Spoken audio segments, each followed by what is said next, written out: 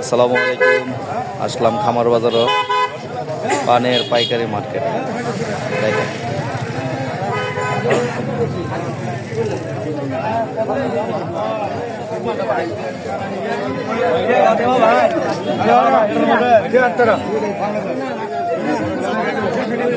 অনেক বড় মার্কেট শহরে